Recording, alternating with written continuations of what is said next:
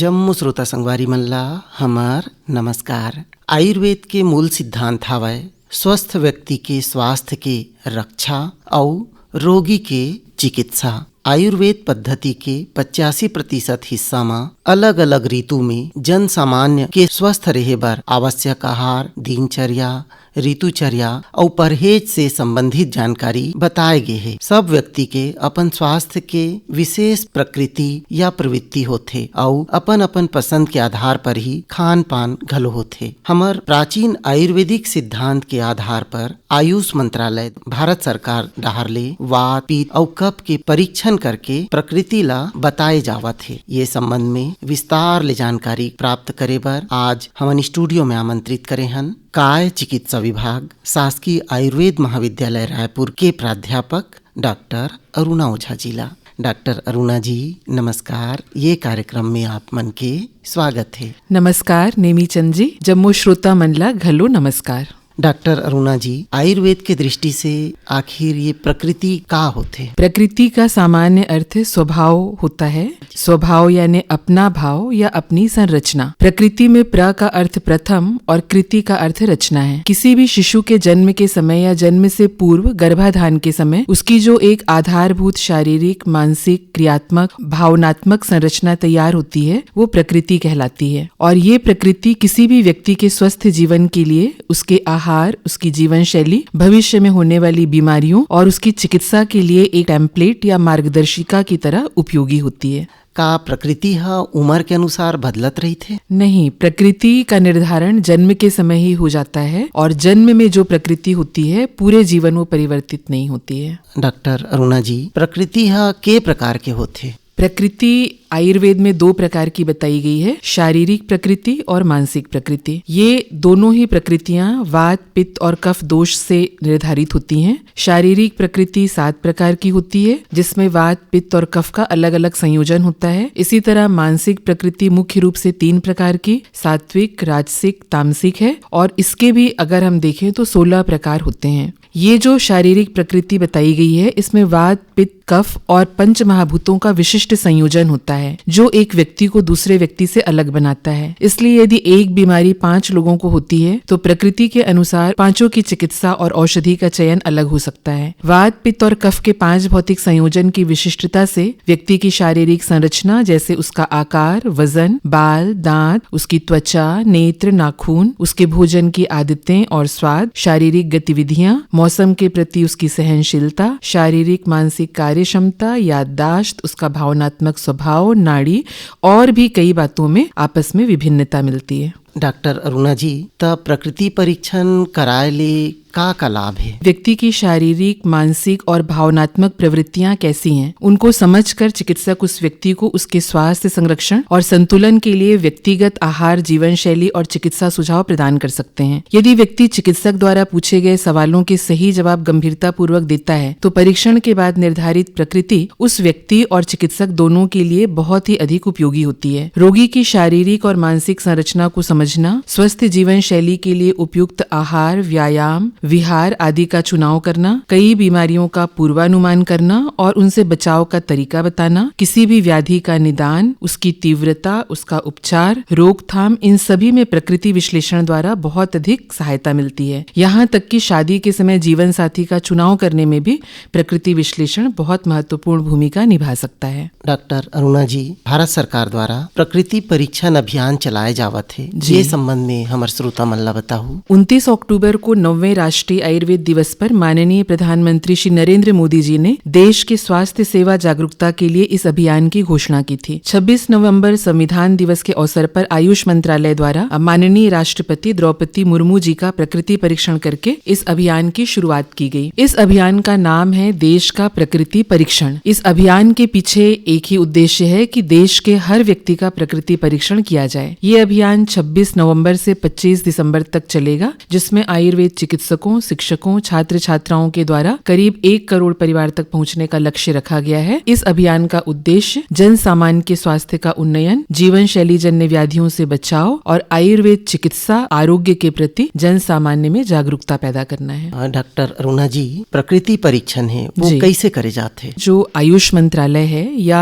NCISM है, उसके द्वारा एक प्रकृति परीक्षण एप्लीकेशन तैयार किया गया है। सबसे पहले अगर किसी व्यक्ति को अपना प्रकृति परीक्षण कराना है तो उसे गूगल प्ले स्टोर से जाकर प्रकृति परीक्षण एप्लीकेशन डाउनलोड करना होता है। फिर उसके बाद जब वो लॉगिन करता है तो वहां पर सिटीजन और वॉलंटियर 2 ऑप्शंस आते हैं। वहां पर वो सिटीजन विकल्प का चुनाव करेगा, जहां पर कुछ सामान्य जानकारियां जैसे उसका नाम, उम्र, जन्मतिथि, मोबाइल नंबर उसे डालना पड़ता है।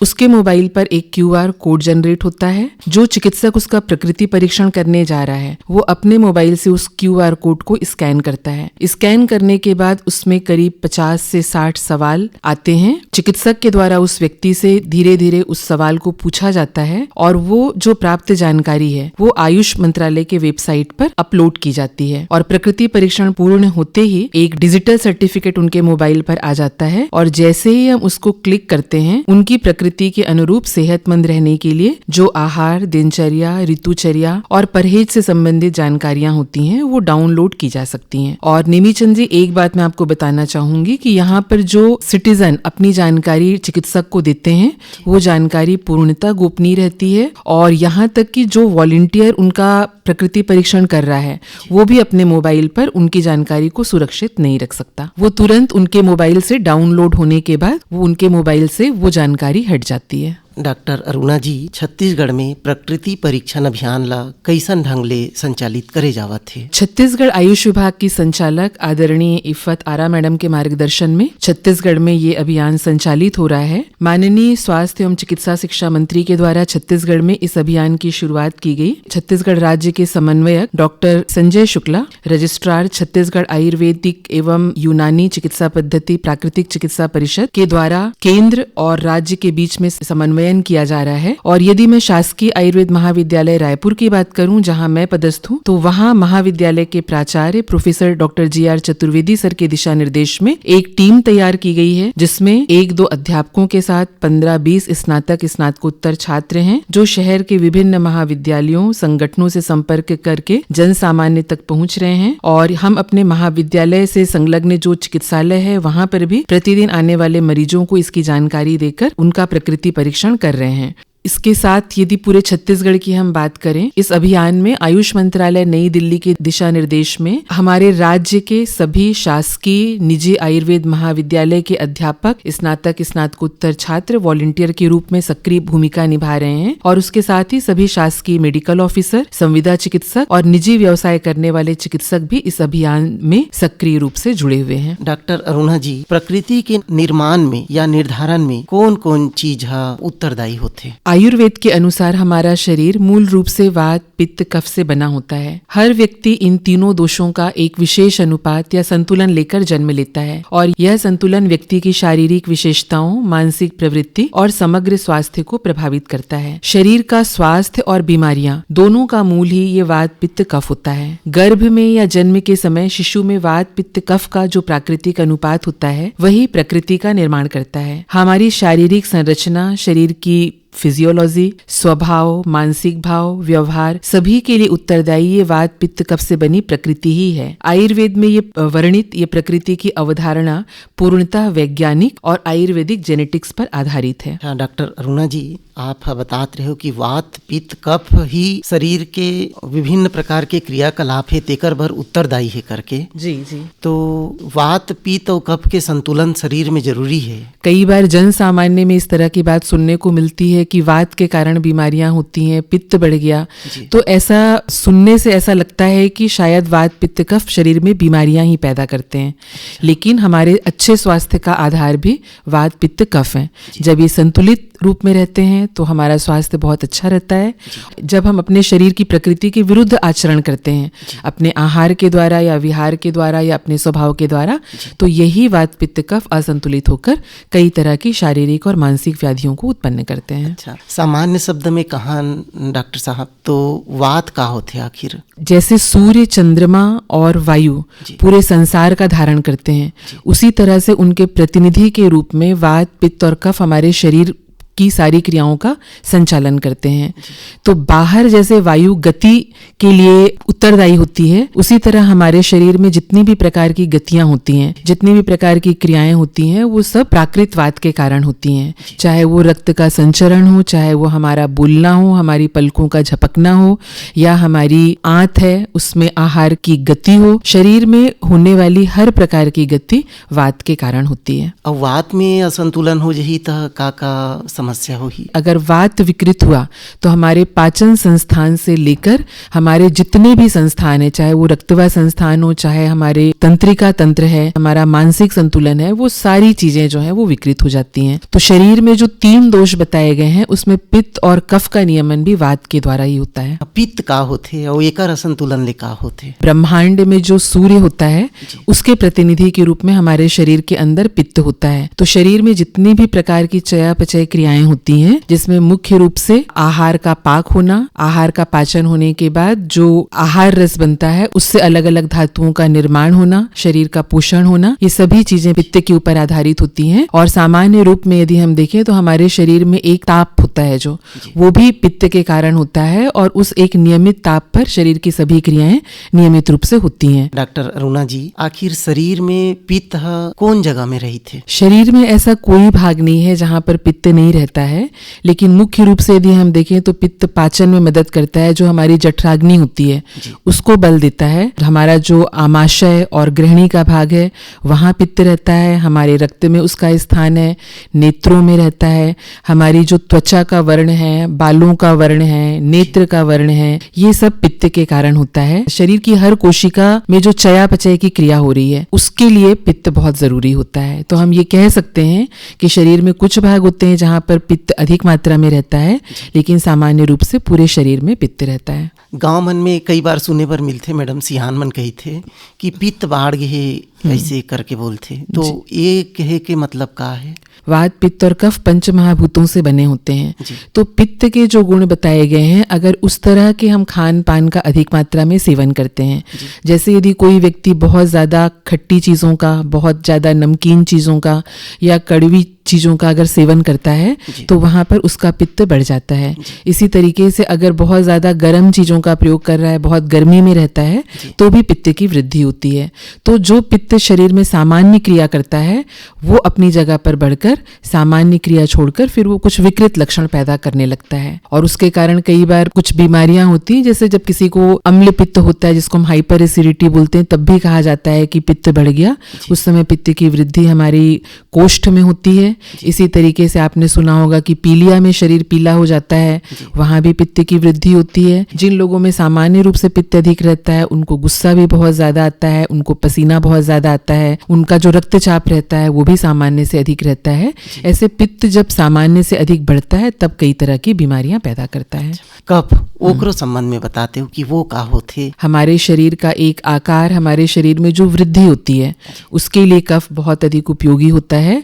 हमारी जो इम्यूनिटी होती है, हमारी रोग प्रतिरोधक क्षमता है, उसको बनाए रखने में भी कफ बहुत महत्वपूर्ण होता है। शरीर का एक तरीके से यदि हम बोलें तो हमारे शरीर में जो बल और ताकत है वो कफ के कारण होती है।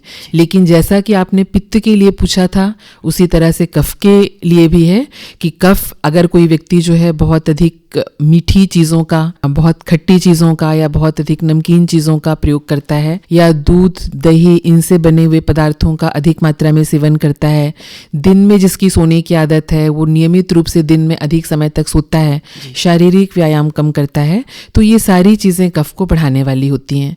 क्योंकि कफ में यदि हम देखें तो इसमें पृथ्वी और जल महाभूत अधिक होता है। तो ऐसे सभी खान पान जिसमें पृथ्वी और जल महाभूत या गुरुता अधिक होती है वो शरीर में कफ को बढ़ाते हैं। और कफ की वृद्धि होने पर सर्दी, खांसी जैसी छोटी छोटी बीमारियों के साथ अगर कोई व्यक्ति उस पर ध्यान नहीं देता है तो आगे चलकर उसको मधुमेह, मोटापा, कोलेस्ट्रॉल का बढ़ना, ऐसी कई बड़ी बड़ी बीमारियां भी हो सकती हैं। तो हमन ला वात, पित्त और कफ के संतुलन पर का प्रयास करना चाहिए? यदि कोई व्यक्ति दिन और रात के नियमों का, इसी तरीके से अलग अलग ऋतुओं में जो आहार शैली, जीवन शैली बताई गई है, उसका यदि पालन करता है तो उसके शरीर में वात, पित्त और कफ संतुलित रहते हैं। और उससे भी ज़्यादा महत्वपूर्ण है, अभी हम बात कर रहे हैं प्रकृति के ऊपर, तो ऋतु और दिन और रात के अलावा हर व्यक्ति की प्रकृति अलग अलग होती है, तो उसका आहार विहार और उसकी जीवन शैली उसकी प्रकृति के अनुरूप होनी चाहिए।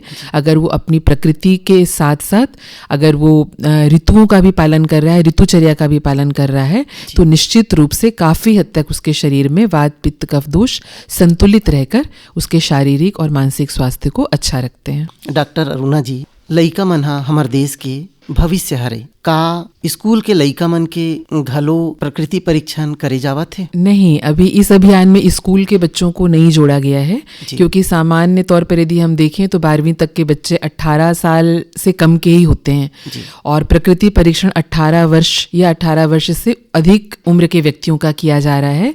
तो यदि स्कूल में पढ़ने वाला कोई छात्र या छात्रा 18 वर्ष का हो चुका है तो उसका प्रकृति परीक्षण किया जाएगा, लेकिन उससे कम उम्र के बच्चों का नहीं किया जा रहा है, क्योंकि आयुर्वेद ऐसा मानता है कि जब तक शरीर पूरी तरह से विकसित नहीं होता तब तक उसकी प्रकृति का सही निर्धारण नहीं किया जा सकता है। डॉक्टर अरुणा जी, कोई व्यक्ति हा खुद से जाके कराना चाहिए प्रकृति परीक्षण, तो कहाँ संपर्क करना चाहिए बोला? यदि कोई व्यक्ति खुद से प्रकृति परीक्षण अपना करवाना चाहता है या अपने परिवार का प्रकृति परीक्षण करवाना चाहता है, तो जैसा कि मैंने आपको पहले बताया कि हमारे छत्तीसगढ़ राज्य में 7 शासकीय और निजी महाविद्यालय हैं। वहाँ के सभी चिकित्सक, शिक्षक और छात्र छात्राएं ये प्रकृति परीक्षण कर रहे हैं। इसी तरीके से जितने निजी व्यवसाय करने वाले चिकित्सक हैं, शासकीय चिकित्सक हैं, वो सभी इस अभियान से जुड़े हुए हैं। तो किसी भी चिकित्सक या शिक्षक या आयुर्वेद से जुड़े छात्रों से संपर्क करके वो प्रकृति परीक्षण करवा सकते हैं। ये प्रकृति परीक्षण निःशुल्क है, इसके लिए किसी प्रकार का शुल्क नहीं लिया जाएगा। डॉक्टर अरुणा जी, हमार श्रोता मल्ला आप औ का संदेश देना चाहूँ? प्रकृति परीक्षण और प्रकृति के माध्यम से स्वास्थ्य संरक्षण और चिकित्सा का क्रियान्वयन आयुर्वेद का एक अद्भुत सिद्धांत है, जो केवल आयुर्वेद चिकित्सा में ही है। जिस मोबाइल एप्लीकेशन के माध्यम से यह प्रकृति परीक्षण किया जा रहा है वो पूर्णतः सुरक्षित है, इसलिए आप डरे ना अपना QR कोड किसी से स्कैन कराने में। ये मोबाइल एप्लीकेशन आयुष मंत्रालय के तहत NCISM के द्वारा तैयार किया गया है। प्रकृति परीक्षण पूर्णतः निःशुल्क है। स्वस्थ जीवन शैली की ओर एक कदम आगे बढ़ाते हुए आप सभी इस अभियान से जुड़ें और अपना प्रकृति परीक्षण कराएं। इस अभियान का ध्येय वाक्य है, संकल्प स्वास्थ्य का, आधार आयुर्वेद का। आप सभी अच्छे स्वास्थ्य के लिए, अच्छी जीवन शैली के लिए संकल्प लें और आयुर्वेद को अपनाएं। डॉक्टर अरुणा जी, आप मन हा हमर श्रोता मन ला आयुर्वेद के संबंध में, आयुर्वेद के मूल सिद्धांत वात, पित्त, कफ के संतुलन समन्वय के संबंध में, प्रकृति परीक्षण के संबंध में बड़ सुघ्घर जानकारी दे हव, तेकर बर आपला बहुत बहुत धन्यवाद।